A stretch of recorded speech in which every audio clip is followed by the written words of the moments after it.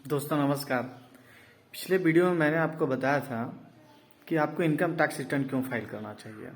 आप लोगों ने ये तो जान लिया कि आपको इनकम टैक्स रिटर्न क्यों फाइल करना चाहिए। इस वीडियो में मैं आपको बताऊंगा कि आपको सेविंग अकाउंट कितने रखने चाहिए। अभी तक के मेरे एक्सपीरियंस से मैं बता रहा हूँ कि आपको सेविंग अकाउंट 2 से ज़्यादा नहीं रखना चाहिए। अब इसका आप मुझसे कारण पूछेंगे क्यों 2 रखना चाहिए, 1 क्यों नहीं रखना चाहिए। उसका रीज़न मैं आपको बता दूं कि आप 2 सेविंग अकाउंट रखें और दोनों अलग अलग बैंक में रखें। इसका कारण यह है कि यदि किसी कारणवश आपका एक सेविंग अकाउंट ब्लॉक हो जाता है तो दूसरा आपका ऑन रहेगा और आप उससे ट्रांजैक्शन कर सकेंगे, तो आपको कहीं कोई परेशानी नहीं होगी। और दोनों सेविंग अकाउंट में डेबिट कार्ड जरूर रखें। आप क्रेडिट कार्ड रखते हैं तो भी अच्छा है। और 2 से अधिक अगर आपने सेविंग अकाउंट रखा हुआ है तो ये आपको नुकसान पहुंचाएगी। नुकसान इस तरह से पहुंचाएगी कि आपको चार्जेस ज़्यादा पे करने पड़ेंगे। कहाँ पर आप चार्ज ज़्यादा पे करेंगे? आप एटीएम कार्ड का चार्ज पे करेंगे, चेकबुक का चार्ज पे करेंगे, एसएमएस का चार्ज पे करेंगे, अकाउंट मेंटेनेंस बैलेंस का चार्ज पे करेंगे। और यदि आपके सेविंग अकाउंट में आपका बैलेंस अगर नेगेटिव में चला जाता है, नेगेटिव में कब जाता है?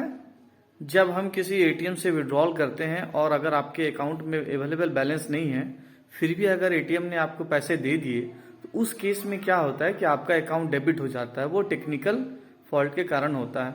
आपका अकाउंट डेबिट हो जाता है और आपको पैसे मिल जाते हैं और आपको लगता है कि ये पैसे बैंक ने मुझे मुफ्त में दिए, लेकिन ऐसा नहीं होता है।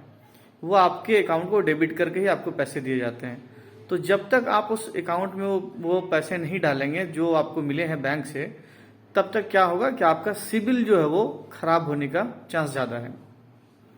और आमतौर पर क्या होता है कि कस्टमर एक बार अमाउंट मिल जाता है, उसके बाद भी वो दोबारा अकाउंट में देखता नहीं है, वो कई दिनों तक वैसे ही पड़ा रहता है, जिसके कारण जो है वो सिबिल अफेक्ट हो जाता है। और जब आपका सिबिल डाउन हो जाएगा तो आप कहीं भी लोन आपको नहीं मिलेगा। आप लोन के लिए जब अप्लाई करने जाएंगे तो सबसे पहले आपका सिबिल चेक होगा और सिबिल चेक होते ही आप रिजेक्ट हो जाएंगे। इसलिए ध्यान ये रखना है कि अगर आप 2 अकाउंट भी रख रहे हैं दूसरे दूसरे बैंक में, तो आप दोनों अकाउंट में जो मिनिमम बैलेंस मेंटेन करने का जो क्राइटेरिया है बैंक का, उसको जरूर मेंटेन कीजिए।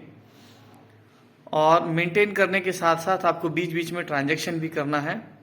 और जब बैंक बोलती है कि आपको केवाईसी अपडेट करना है, तो बैंक में समय पर जाके केवाईसी अपडेट कराएं, क्योंकि केवाईसी अपडेट अगर आप नहीं करेंगे तो बैंक जो है आपका अकाउंट डेबिट फ्रीज कर देगी, आपको एक मैसेज देकर।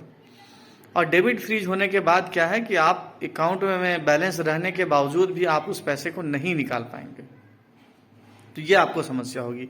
आप किसी ऐसी जगह में पहुंच जाएंगे जहां आपके पास पैसे नहीं, आपको आवश्यकता है, और जब आप एटीएम से निकालने जाएंगे तो आपको पता चलेगा कि आपका अकाउंट डेबिट फ्रीज किया हुआ है, आप बैलेंस नहीं निकाल पा रहे हैं। उस समय आपको बहुत परेशानी होगी। इसलिए आप बैंक समय समय पर विजिट भी कीजिए, अपना अकाउंट समय से ऑपरेट कीजिए और मिनिमम बैलेंस जरूर मेंटेन कीजिए। Thank you.